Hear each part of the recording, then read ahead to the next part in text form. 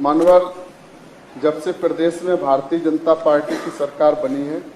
तब से महिलाओं व नाबालिग बच्चियों पर उत्पीड़न की घटनाओं में बेतहाशा व चिंताजनक वृद्धि हुई है, जिसमें खास तौर पर अनुसूचित जाति की महिलाओं व नाबालिग बच्चियों को निशाना बनाया जा रहा है, जिससे पूरे प्रदेश में त्राह मची हुई है। महिलाओं व बच्चियों का घर से निकलना मुश्किल व असुरक्षित हो गया है। पूरे प्रदेश में अपराधी बेखौफ घूम रहे हैं, मानो पूरे प्रदेश में जंगल राज कायम हो गया हो। लोगों का कानून से विश्वास उठता जा रहा है। जनपद लखीमपुर खीरी के थाना क्षेत्र निगासन के ग्राम तमोलिन के पुरवा में दिनांक 14 सितंबर 2022 को अनुसूचित जाति के व्यक्ति रामपाल गौतम की 2 नाबालिग बेटियों को दबंग व अराजक तत्व मां के सामने जबरन घर से उठाकर ले गए व उनके साथ दुष्कर्म करके उनकी निर्मम तरीके से हत्या करके उन्हें पेड़ पर लटका दिया। उक्त घटना से जनपद लखीमपुर खीरी सहित पूरे प्रदेश में काफ़ी आक्रोश व्याप्त है। स्थिति कभी भी विस्फोटक हो सकती है, अतः इस अवलंबनीय लोकमत के विषय पर मैं सदन की समस्त कार्रवाई रोककर चर्चा कराए जाने की मांग करता हूँ।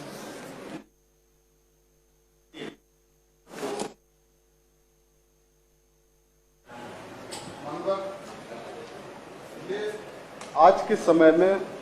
पूरे उत्तर प्रदेश के लिए, और अगर देखा जाए आज जो महिलाएं हैं, बच्चियां हैं, नाबालिग बच्चियां जिनकी उम्र 17 साल है, 15 साल है, कभी कभी ऐसा लगता है कि कानून व्यवस्था सरकार कह देती है कि हम बिल्कुल जीरो टॉलरेंस पर, कहीं भी किसी के ऊपर जुल्म अत्याचार होता है तो सरकार को भी दर्द होता होगा, लेकिन ये ऐसी घटना है आज के समय में। इस बात को कहते हुए दुख भी है कि 2 सगी बहनें और नाबालिग हैं और उनकी मां के सामने कुछ दबंग अराजक तत्व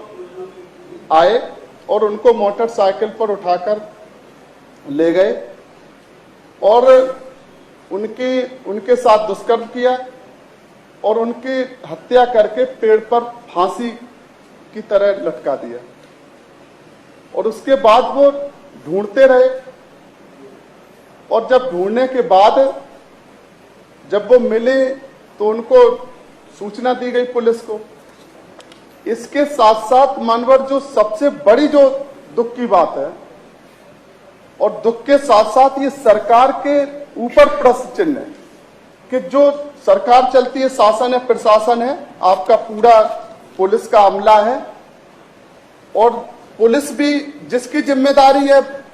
व्यवस्था को सुधारने की, वो भी राजनीति में फंस गई है।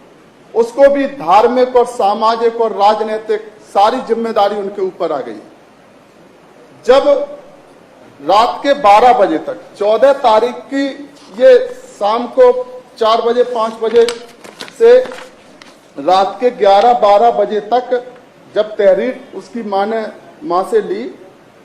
तो जो पुलिस अधीक्षक है वहां लखीमपुर खीरी के सबसे बड़े अधिकारी हैं, उन्होंने एक कहानी बनाई। मतलब पुलिस को पहले से माइंड सेट कैसा बनाया उन्होंने कि ये पेड़ पर लटकी मिली तो ये आत्महत्या है, और कहीं ये पहले से वो जिसको एक को नाम दर्ज किया तो ये उसने प्यार का प्रेम प्रसंग है। मतलब 15 साल की बच्ची है, 17 साल की बच्ची है, और आपने पूरा प्रेस में जाके, मतलब पुलिस अधीक्षक प्रेस में गए सीधे, ना कोई घटना की जांच है, ना कोई घटना के तथ्य हैं। आपने एक तहरीर ले ली, वो तहरीर लेके आपने एक को मुलजिम बना दिया और आपने प्रेस में जाके और सीधा आपने प्रेम प्रसंग और करके और आपने उसको जारी कर दिया। जब आसपास के जो बेचारे परेशान हैं, माँ है, उसके परिवार के लोग हैं, उसके क्षेत्र के जो लोग हैं, जब वो जाते हैं, पुलिस के पास क्या है? पुलिस के पास इस समय लाठी है, लाठी पकड़ा दी गई।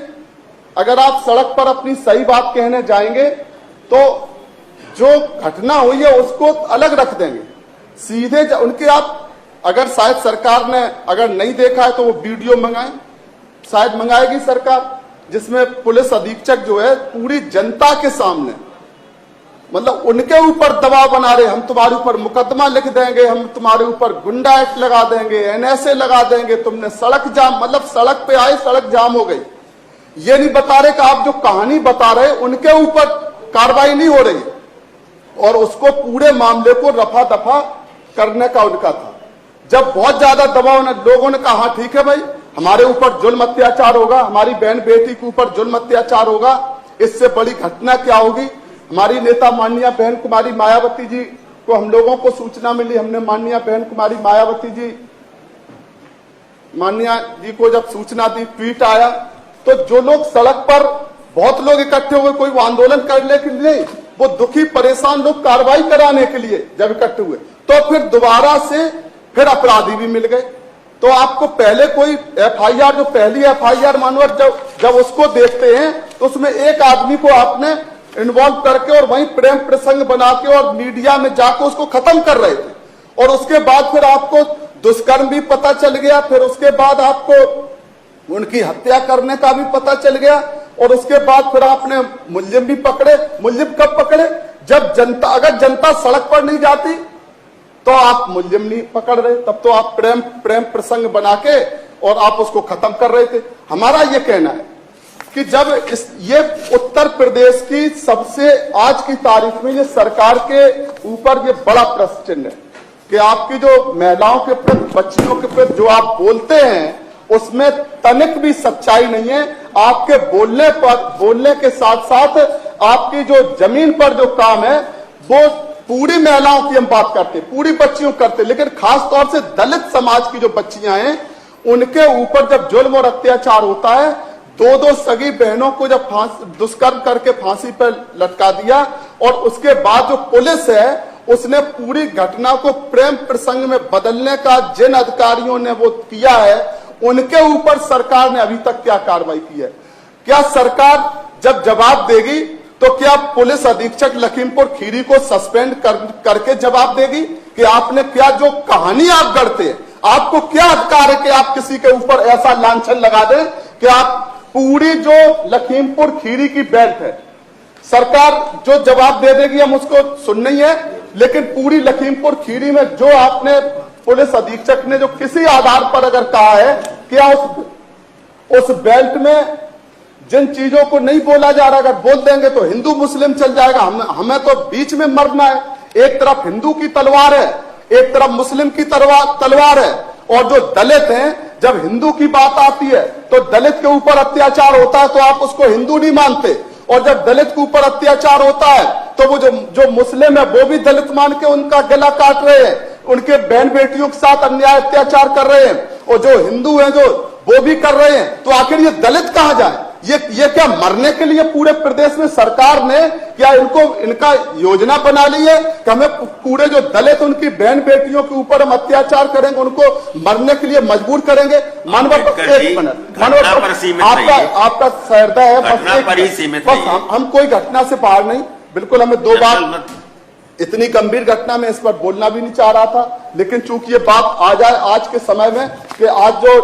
जब ये पूरे उत्तर प्रदेश में जब हम इस बात को कहते हैं, और पूरे उत्तर प्रदेश, भारत देश, पूरे दुनिया में जब आप महिला सशक्तिकरण की बात करते हैं, उस समय दलित समाज की दो सगी बेटियों का जो नाबालिग हैं उनके उठाकर ले जाते हैं और दुष्कर्म करके उनको फांसी पर लटका देते हैं। ये बात आनी जरूर चाहिए उत्तर प्रदेश में। और क्या पूरी तराई बेल्ट लखीमपुर खीरी में सरकार जांच कराएगी कि क्या लखीमपुर खीरी में जो बेल्ट नेपाल बॉर्डर पड़ता है, क्या वहां से जिन बातों को आप बोलते हैं, आप धार्मिक रंग देके बोलते तो हैं, हम इसके साथ खड़े। हमारी नेता माननीय बहन कुमारी मायावती जी, जब भी देश की बात आती है, जब भी कानून व्यवस्था की, किसी जाति समाज धर्म के ऊपर जब बात आती है, तो हम साथ खड़े होते हैं। क्या आप जांच कराएंगे कि पूरी नेपाल बेल्ट जो बांग्लादेश की बेल्ट है, क्या वहां पर अपराधी दूसरे देश से आकर वहां कोई रैकेट चल रहा है कि आप करें वो शादी, एसपी बोल रहे हैं कि वो शादी के लिए मना कर दिया इसलिए हत्या कर दी। क्या वहां पर कितनी बच्चियों की, दलित समाज की शादियां वहां पर अलग अलग धर्म और अलग अलग जाति के लोगों के ऊपर क्या इसकी आपने जांच कराई? अगर नहीं कराई तो आप पुलिस अधीक्षक को सस्पेंड करेंगे, डीआईजी को सस्पेंड करेंगे कि आप उन अधिकारियों के खिलाफ कार्रवाई करेंगे? और पीड़ित परिवार के लिए 2 बच्चियों की हत्या हुई है, आप वहां,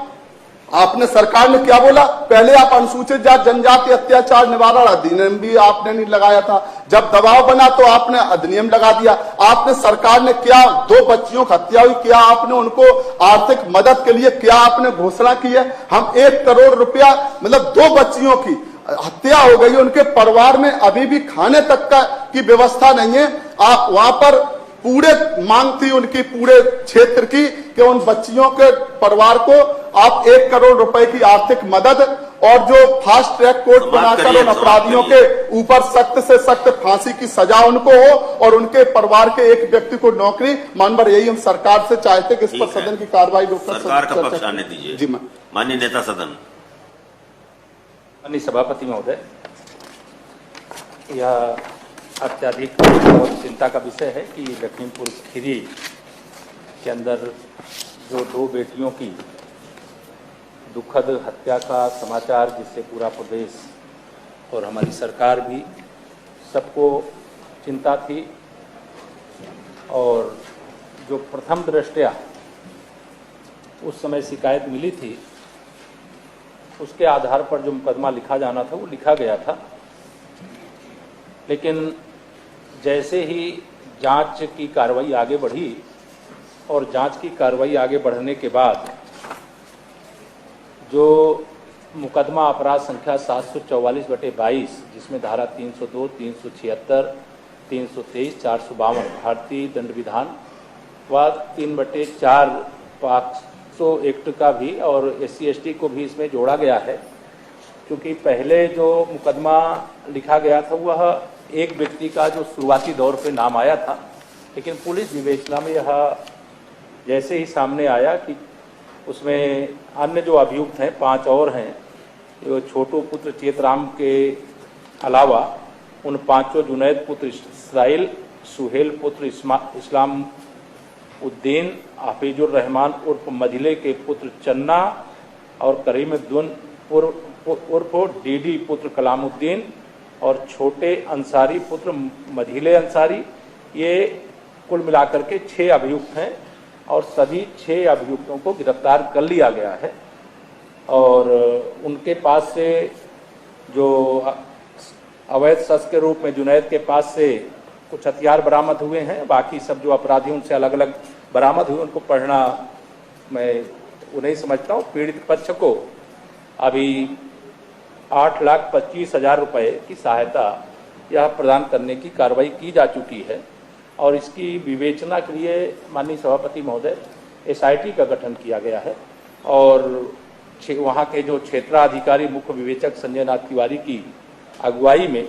विवेचना प्रचलित है और इसका सच हर प्रकार से बाहर है। यह बहुत दुर्भाग्यपूर्ण, बहुत दुखद और हम सबके लिए चिंता का विषय है, क्योंकि हम लोगों ने उत्तर प्रदेश में कानून व्यवस्था हमारा सबसे मजबूत पक्ष है और कानून व्यवस्था के आधार पर हमने बड़े बड़े अभियुक्तों को पकड़ा भी है, उनके खिलाफ कार्रवाई भी की है। और जहां तक महिला सुरक्षा की दृष्टि से बात है तो पूरे देश में उत्तर प्रदेश ने महिला अपराधों के जो जिम्मेदार अपराधी उनके खिलाफ कठोर से कठोर कार्रवाई करने में सरकार ने कभी भी पीछे मुड़ करके नहीं देखा है। आपने फास्ट ट्रैक कोर्ट गठन की बात कही है, निश्चित तौर से फास्ट ट्रैक कोर्ट में ही सुनवाई करा करके ऐसे अपराधियों को, जिन लोगों ने इस निर्ममता के साथ बेटियों की हत्या किया, उनके साथ ऐसी घटना को अंजाम दिया, ऐसे लोगों को ऐसी सजा देने का काम करने के प्रति सरकार संकल्पित है। जो कानून के दृष्टि से जो भी है समय सीमा लगती हो लगेगी, लेकिन उसमें कोई रहम नहीं किया जाएगा। ऐसे अपराधियों के प्रति किसी भी प्रकार की कोई हमारी सरकार में कोई छूट नहीं मिल सकती, कोई उनको संरक्षित नहीं, बचा नहीं सकता। यह मैं स्पष्ट तौर से मैं सदन के माध्यम से माननीय सभापति जी आपको बताना चाहता हूँ। साथ ही मैं कई महत्वपूर्ण विषयों में, जैसे अपराधों, महिलाओं के विरुद्ध अपराध में माननीय सभापति महोदय, सजा दिलाने के मामले में उत्तर प्रदेश का स्थान देश में प्रथम है। यह अपने आप में एक उपलब्धि है कि उत्तर प्रदेश के अंदर महिला अपराध यानी किसी भी प्रकार के अपराध के जो अपराधी हैं उन अपराधियों को दंडित करना हमारी सरकार की प्राथमिकता है। और लेकिन उत्तर प्रदेश महिला अपराधों को की दृष्टि से जो भी है सजा दिलाने में हम उत्तर प्रदेश का प्रथम स्थान प्राप्त किए हैं। और जो देश का औसत है, जानकारी के लिए मैं आपको बता दूं कि राष्ट्रीय औसत जो महिला अपराध के संबंध में अपराधी हैं उनको सजा दिलाने का औसत 26.6% है और उत्तर प्रदेश में ऐसे अपराधियों को सजा दिलाने का प्रतिशत 59.1% है, जो अपने आप में दुगना से भी अधिक है जो राष्ट्रीय औसत है। इसी प्रकार से मैं उत्तर प्रदेश में या जो नंबर है जो महिला अपराध के अपराधी रहे हैं, ऐसे अपराधियों के 7,713 मामलों में सजा दिलवाने का काम अब तक किया गया है। यह मैं जानकारी के लिए, चूंकि आपने सवाल उठाया, उसके क्रम में मैं आपको यह जानकारी देना आवश्यक समझता हूं और प्रदेश की जनता भी इस बात को जाने। इसी हमारे यहाँ जो अगर दूसरे स्थान पे अपराध के मामले में 4,180 मतलब राजस्थान ने और मध्य प्रदेश में 4,057 मामलों में सजा कराई गई और उत्तर प्रदेश में 7,713, तो अपने आप में ये एक बड़ी संख्या है। अभी आपने देखा होगा कल ही यह एक महिलाओं की सुरक्षा की दृष्टि से, चाहे वो नगर क्षेत्र हो चाहे ग्रामीण क्षेत्र हो, इसको लेकर के अभी मैं आपको यह भी जानकारी देना चाहूँगा कि लखनऊ में लगभग 200 करोड़ की सेफ सिटी परियोजना की स्वीकृति अभी महिलाओं की सुरक्षा के लिए, बालिकाओं की सुरक्षा के लिए यह सरकार ने कदम उठाए हैं। और प्रदेश के सभी मंडल मुख्यालय, नोएडा शहर के सार्वजनिक स्थल हो, शैक्षणिक संस्थान हो, ऐसे स्थानों पर सीसीटीवी कैमरे लगाने का काम भी राज्य भर में करने की सरकार ने कोशिश की है और 3000 पिंक बूथों का भी निर्माण करने का काम किया गया है। आपकी जानकारी के लिए सेफ सिटी परियोजना के अंतर्गत 1090 की साइबर सेल की अत्याधुनिक साइबर अपराधों को रोकने के लिए यह स्थापना करने का काम किया गया है और जिसमें फॉरेंसिक टूल्स का उपयोग करके ऐसे अपराध जो आजकल बड़ी संख्या में, आप जानते हैं साइबर अपराध करने वाले हैं, फिर वो अपराध बड़ा रूप लेता है। ऐसा पूरा डेटा है, मैं पूरा डेटे पे नहीं जाता हूं, लेकिन जो लखीमपुर खीरी की घटना थी, उस घटना के साथ साथ प्रदेश में कहीं पर भी महिलाओं के प्रति ही नहीं, बेटियों के प्रति ही नहीं, किसी नागरिक के प्रति भी कोई अपराध करता है तो वह अपराध करने वाला व्यक्ति बच नहीं पाता, उसे कोई बचा नहीं पाता। अगर प्रदेश में मैं कानून व्यवस्था की दृष्टि से बात करूं तो आप सबको जानकारी जान करके प्रसन्नता होगी कि 15 सितंबर यानी इस वर्ष 15 सितंबर से मतलब इस वर्ष अब तक मतलब एक भी सांप्रदायिक घटना उत्तर प्रदेश के अंदर नहीं होने पाई है। सरकार ने एक मिसाल कायम करने का काम किया है। हमारे यहाँ विधानसभा का निर्वाचन हुआ, विधान परिषद का निर्वाचन हुआ, वह भी कहीं दूसरे राज्यों में कहीं पर भी कहीं कोई चुनाव होता है तो एक न एक बड़े बड़े मतलब घटनाक्रम घटित होते हैं, लेकिन उत्तर प्रदेश ने बहुत ही शांतिपूर्ण ढंग से चुनाव संपन्न कराने का काम किया। और चाहे वह पेट्रोलिंग का मामला हो, चाहे ड्रग माफियाओं के खिलाफ कार्रवाई का हो, चाहे खनन माफियाओं के खिलाफ कार्रवाई का हो, चाहे भू माफियाओं के खिलाफ कार्रवाई का मामला हो, चाहे नकल माफियाओं के खिलाफ, चाहे शराब माफियाओं के खिलाफ कार्रवाई के मामले में उत्तर प्रदेश ने एक रिकॉर्ड बनाने का काम किया है। प्रदेश के अंदर 9 अपराधी मुठभेड़ में इस प्रकार के मारे गए हैं। पुलिस चाहती है कि जो अपराध करते हैं उनको पकड़ा जाए, लेकिन कई बार आपको इस प्रकार के खूंखार अपराधी लंबे समय तक उत्तर प्रदेश के अंदर ऐसे पलते रहे, पनपते रहे कि आज उनके खिलाफ जब कार्रवाई होती है तो उनको लगता है कि यही पुलिस जो उनको नमस्ते करती थी, आज वही पुलिस उनके खिलाफ कार्रवाई कर रही है। इससे निश्चित तौर से उनको तमाम ऐसे प्रकार के अपराध करने वाले आज उत्तर प्रदेश भी छोड़ करके भाग रहे हैं। लेकिन मैं लखीमपुर की घटना, चूंकि आपने उस विषय पर आज नियम 105 के अंतर्गत या विषय 105 के अंतर्गत सूचना मांगी है, उस सूचना में मैं आपको इतना ही कहूंगा कि उस घटना का एक एक अपराधी निश्चित तौर से पकड़ा जाएगा, खोज निकाला जाएगा, उसकी विवेचना प्रचलित है, आगे भी कार्रवाई होगी। और लखीमपुर खीरी के अंदर जो आपने सीमावर्ती क्षेत्रों की बात कही है, उसकी भी हम अलग से जांच कराने का काम करेंगे और यह भी पता करने का काम करेंगे जो आपने कहा है कि कोई अधिकारी इस प्रकार से किसी के साथ व्यवहार करे, या असंभव है, लेकिन अगर किया है तो उसका पता कराएंगे, उस पर कदम उठाएंगे। धन्यवाद। माननीय अम्बेडकर जी। दो बात पूछी। एक तो आपने काफी चीजें बता दी, लेकिन हमें सिर्फ इतना कि ये जो 8,25,000 जो आपने किया है, ये क्या माननीय मुख्यमंत्री जी ने घोषणा करके दिया है? किस मद से, किसके? अनुसूचित जाति जनजाति अत्याचार निवारण अधिनियम जब लगता है तो उसमें ये व्यवस्था है कि आप उसको करते हैं। 2 बच्चियों की हत्या हुई है और उसमें क्या प्रावधान, हमें सिर्फ इतना बताएंगे कि जब एक दलित व्यक्ति की, बच्ची की, महिला की दुष्कर्म के बाद हत्या कर दी जाती है तो उसमें क्या प्रावधान है अनुसूचित जाति जनजाति अत्याचार निवारण अधिनियम के तहत, तो उनको कितनी धनराशि उपलब्ध कराई जाए। एक तो ये मानवर बता देंगे और क्या वो करा भी गई है, और दूसरे क्या माननीय मुख्यमंत्री जी जो पूरे उत्तर प्रदेश में कहीं भी हत्या हो जाती है उसमें घोषणा करके अपने कोष से वो मदद देते हैं सरकार, क्या इसमें 1 रुपया भी माननीय मुख्यमंत्री जी की तरफ से उसमें दिया गया है? एक ये बता दें।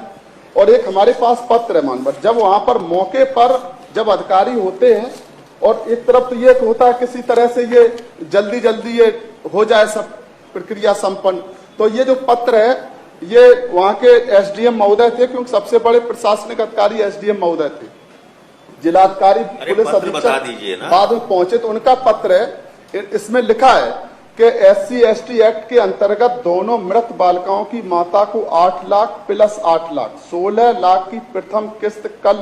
दिनांक 16/9/22 बैंक खाते में प्रेषित होगी। रानी लक्ष्मीबाई योजना के तहत अनुमन धनराशि अभियोग की विवेचना के समाप्त में तत्काल देय होगी। प्रधानमंत्री आवास योजना के अंतर्गत आवास प्रदान करने उस ब्लॉक के माध्यम से शीघ्र कार्रवाई की जाएगी। नौकरी एवं अनुमन अन्य आर्थिक सहायता प्रदान किए जाने हेतु आवेदन प्राप्त कर जरिए उचित माध्यम प्रस्ताव शासन को प्रेषित किया जाएगा। ये मानो घटना में संदिग्ध अभियुक्तों को शीघ्र कठोरतम सजा फांसी कराने फास्ट ट्रैक कोर्ट में पैरवी की जाए। ये मानवर लिख के दिया है, सारी जानकारी आपको है, लेकिन मानो सरकार तो कहेगी मानवर किसके आधार पर अधिकारी कहते हैं? अधिकारी सरकार के आधार पर कहते, क्या सरकार को ये पता है? माननीय जो अधिकारी कह रहा है वो सरकार भी बोले मानवर, सरकार तब संतुष्ट होंगे आप? मानवर बिल्कुल संतोष तो, अरे मानवर आपकी कृपा रहे, आपके पास क्या जो अधिकारी वहाँ बोलते हैं करेगा कौन? अधिकारी को नहीं कर दे, करेंगे तो सरकार। मानवर सुनिए, नेता सदन सुन लीजिए। माननीय सदस्य की संवेदना पीड़ित परिवार के प्रति है, हमारी भी, सरकार की भी, और पूरे प्रदेश की संवेदना उस परिवार के साथ है। और उस परिवार के ऊपर एक तरह से यह असह्य दुख आया है, 2 बेटियों की इस प्रकार से उनका अपहरण करके उनकी हत्या करने जैसी घटना हो जाती है, तो वह दुख का विषय है। जो आपने SC/ST एक्ट के तहत जो सहायता दी गई वो तो दी गई है, लेकिन जो माननीय मुख्यमंत्री जी ने घोषणा की है वो सहायता अलग से देने की प्रक्रिया जारी है, वो दिया जाएगा। उस सहायता दिए जाने में कोई उसको लेकर के कहीं कोई बंधन नहीं है, और उसकी जो प्रक्रिया जो आपको सूचना आई है वो मैं सदन में बोलूं इसकी कोई आवश्यकता नहीं है। लेकिन मैं इतना ही कहना चाहता हूं कि पीड़ित परिवार के साथ सरकार पूरी जिम्मेदारी से खड़ी है, और जो अभियुक्त हैं इस घटना के, उन अभियुक्तों के खिलाफ कठोर से कठोर कार्रवाई करेंगे। और पीड़ित परिवार के प्रति माननीय सदस्य की जो पीड़ा है, उस पीड़ा, वही हमारी पीड़ा, हमारी सरकार की पीड़ा। मुख्यमंत्री जी ने उप लगाया, अगर आप बोल देंगे तो कृपा होगी। नहीं, क्या बोल जो मुख्यमंत्री जी ने बोली है घोषणा, अगर उप लगाया आप बोल देंगे तो कृपा होगी इस परिवार के प्रति। अम्बेडकर जी, उसकी प्रक्रिया चल रही है, ठीक है। ये कार्य स्थगन अस्वीकार और सरकार को आवश्यक कार्रवाई है संदर्भित। अगली सूचना है